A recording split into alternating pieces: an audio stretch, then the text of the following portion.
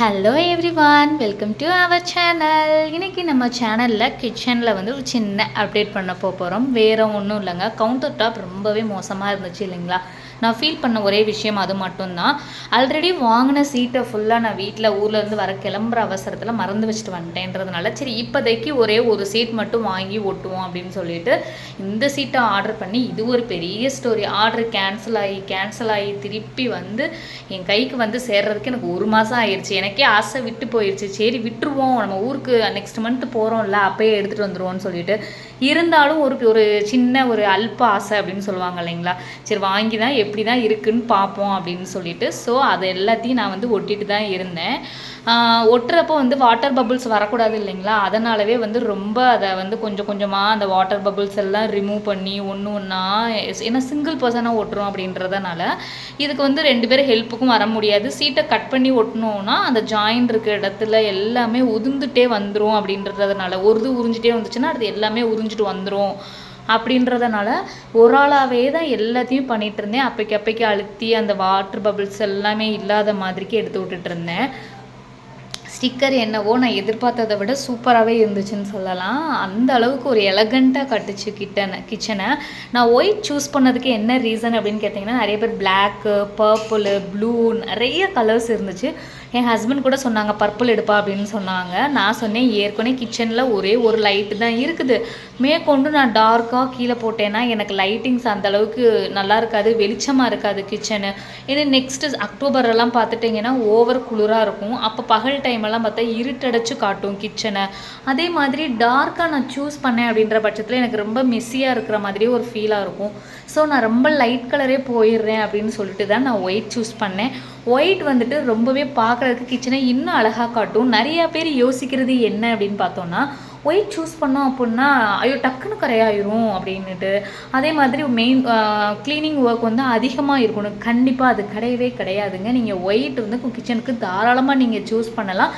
நானும் ஃபஸ்ட்டு அப்படி தான் நினச்சிட்டு இருந்தேன், ஒயிட் சூஸ் பண்ணால் அதிகமான வேலை இருக்கும்னு சொல்லிட்டு. ஓவரால் வியூ வந்து நான் உங்களுக்கு இந்த வீடியோலேயே நான் காட்டியிருப்பேன். இப்படி தாங்க இருந்துச்சு, வேறு லெவல்லவே இருந்துச்சு.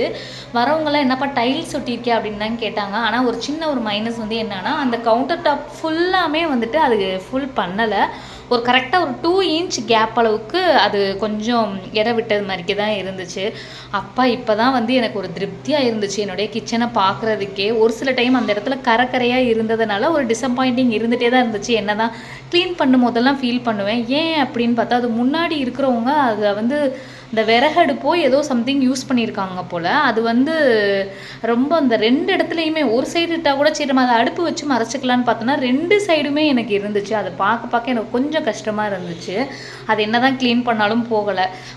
திருப்தியாக ஒரு காஃபி போட்டு குடிக்கணுண்டான்னு சொல்லிட்டு கிச்சன் மேக் ஓவரெல்லாம் சூப்பராக பண்ணி முடிச்சுட்டு காஃபி போடுற வேலையை தான் பார்த்துட்டு இருந்தேன். நான் அந்த மாதிரி பர்சன் தாங்க. என்ன மாதிரி ஒரு சின்னது பிடிக்காமல் இருந்தால் கூட, லைக் எப்படின்னா ஒரு ஆணி அந்து விழுந்திருக்கும் ஒரு இடத்துல, அதை வந்து நம்ம அந்த விஷயம் வந்து நம்மளால் ஒரு முடியாத விஷயமா இருக்கும். அதை வந்து நம்ம ஹஸ்பண்ட்கிட்டேயோ இல்லை அண்ணாக்கிட்டேயோ மாமாக்கிட்டேயோ யார்கிட்டயோ நம்ம வந்து கேட்டிருப்போம், இதை வந்து அடிச்சு கொடுங்க. அவங்களுக்கு வந்து என்ன தோணும், இந்த ஸ்க்ரீனு இப்போ அந்த ஒரு ஓரமாக இருக்கிறதுனால இந்த பிள்ளைக்கு என்னப்பா அப்படின்றது மாதிரி அவங்க இருப்பாங்க. ஆனால் நம்மளுக்கு ஒரு உறுத்தலாகவே ஏதோ எரிச்சலாக இருந்துகிட்டே இருக்கும். எந்த வேலையுமே பார்க்குறதுக்கு மைண்ட் செட் வரவே வராது. ஏதோ நம்ம சொல்கிற வேலை அந்த ஒரு சின்ன வேலையாக இருந்தால் கூட அதை ஃபுல்ஃபில் பண்ணி கொடுத்துட்டாங்க அப்படின்னா நம்ம வேலை பார்க்குறதுக்கு அப்படியே புத்துணர்ச்சி, அப்படியே பம்பரமாக சுற்றுவோம் பார்த்தீங்களா. அந்த மாதிரி தான் சின்னதாக பிடிச்சது. நான் ரொம்ப பெரிய பொருள் ஆசைப்பட்டு கேட்க மாட்டேன். ரொம்ப சின்ன விஷயங்கள், நுணுக்கமான விஷயங்கள் தான் கேட்பேன். அதுக்கு என் ஹஸ்பண்ட் வந்து கொஞ்சம் டிலே பண்ணுவாங்க. இருப்பா வேலை இருக்குன்னு. ஆனால் வேலைலாம் இருக்காது, நாங்கள் உட்காந்து டிவி கூட பார்ப்போம், ஃபோன் கூட நோண்டுவோம், ஆனால் அந்த வேலையை தொட மாட்டோம்னு சொல்லிட்டு. அதனாலே நிறைய கான்வர்சேஷன் எங்களுக்குள்ளே போயிட்டு கடைசி ஒரு செம்மையான கோவத்தில் முடிஞ்சிடும். அப்புறம் ஒரு த்ரோபேக், ஒரு ரொம்ப நாள்லாம் போகாது, ஒரு 5 மணி நேரம், ஒரு 4 மணி நேரத்துக்குள்ளே திருப்பி அந்த ஒர்க்கை வந்து எனக்கு பார்த்து கொடுத்துருவாங்க. இந்த மாதிரி தான் எனக்கு பிடிச்ச வேலையை வந்து எனக்கு செஞ்சு கொடுத்துட்டாங்கன்னா எனக்கு எந்த வேலையும் பார்க்குறதுக்கு மனசுக்கு அவ்வளோ இஷ்டமாக இருக்கும். இல்லை கொஞ்சம் அதை டிலே பண்ணுறாங்க அப்படின்னா அது என் மனசுக்குள்ளே இருந்துகிட்டே இருக்கும். ஏதோ கஷ்டமாக இருக்கிறது மாதிரி, ஐயோ அதை பண்ணணும் துடிச்சிட்டே இருப்பேன். நீங்கள் எந்த மாதிரியான பர்சன் அப்படின்னு சொல்லிட்டு கண்டிப்பாக கமெண்ட் செக்ஷனில் சொல்லுங்கள். நம்ம சேனலை சப்ஸ்கிரைப் பண்ணாமல் பார்த்துட்டு இருந்தீங்கன்னா கண்டிப்பாக நம்ம சேனலை சப்ஸ்கிரைப் பண்ணிவிட்டு பாருங்கள். உங்களுடைய சின்ன சப்போர்ட்டும் நம்மளுடைய சேனலுக்கு ரொம்ப முக்கியம். நீங்கள் எந்த மாதிரியான பர்சன், நான் சொல்கிற மாதிரி தான் நீங்களுமா அப்படின்னா எஸ்ன்னு கமெண்ட் செக்ஷனில் கமெண்ட் பண்ணுங்கள். Keep supporting. தேங்க்ஸ் ஃபார் வாட்சிங்.